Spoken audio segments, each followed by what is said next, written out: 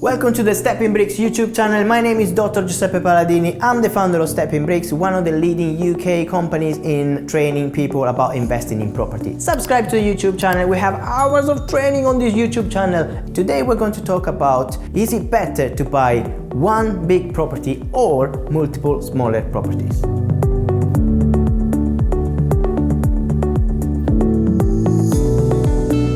Depending where you are in the country, then the price can change quite a lot. For example, if you are in London or surrounding areas, property prices can be quite high. So I get asked this question all the time, and people say, should I buy one big property or should I buy multiple smaller properties for my cash flow? Well, it depends what you want to do. If, for example, you want to do a flip, which is you buy, then you renovate, and then you sell for a profit, then bigger properties are actually a better option and give you a better chance to get a better profit.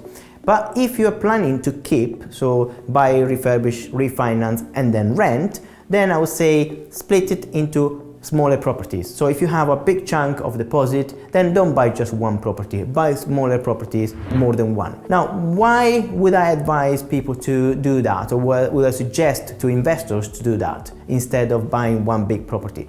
Well, number one, you are spreading the risk. So if you buy one big property, you're using all your deposit, and then you have to wait a few months by the time you do the renovation, by the time you do your refinance, and by the time you rent, to recover some of the money and to see some of the profit.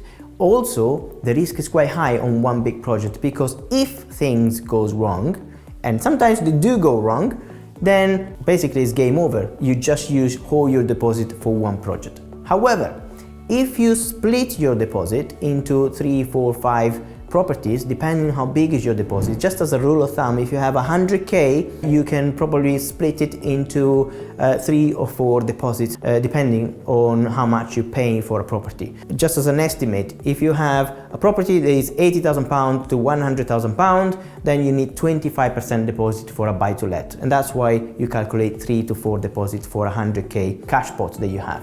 So if you have this, you can split it in 3, 4, 5 properties depending how much money you have.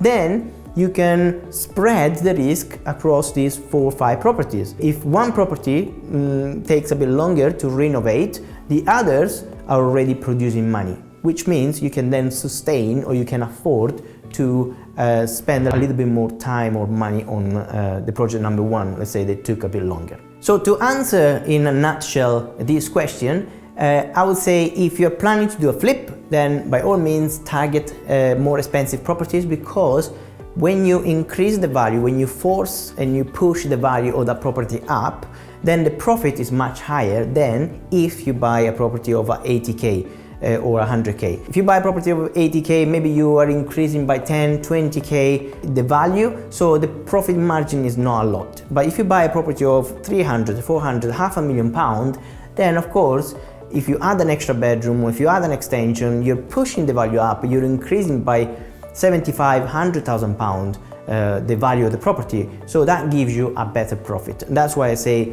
if you're planning to do flips, then by all means target more expensive properties. However, if your plan is to build a nest, for your pension, and you want to gain wealth from property, then I would say cash flow is quite important.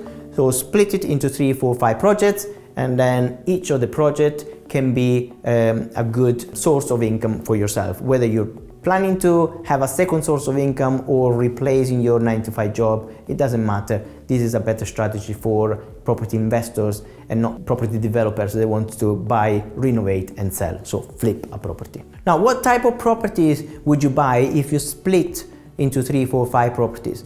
I would say don't buy all of them that needs a full renovation, because it's a lot of headache, believe me.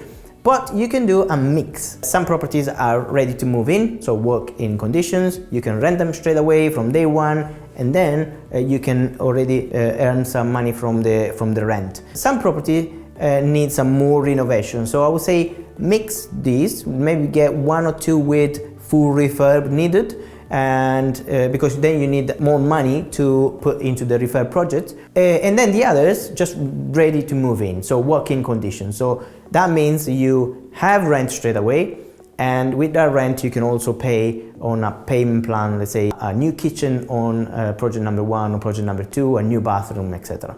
So that's my suggestion if you're planning to buy multiple property at once. However, you don't have to buy multiple properties at once. I would say probably do this when you are more experienced, because there's a lot of legal work required, a lot of things. Maybe it's better if you buy one property, then after 2-3 weeks you buy the second property, 2-3 weeks you buy the third property, so you stack them up so you don't get all the stress at once. If you are planning to save money on stamp duty, you need a minimum of 6 properties to buy all together in one transaction, so a portfolio of minimum 6. One transaction has to be on the same day. It doesn't matter if it's different vendors, but at least you have to buy all at once. And then you can save money on stamp duty. This is called multiple dwelling relief. We have another video on the multiple dwelling relief as well, where we explain in more details how this is structured, and you can save money on stamp duty, especially nowadays. You can hear a lot about increase in stamp duty and so on. So I hope this video has been useful for you.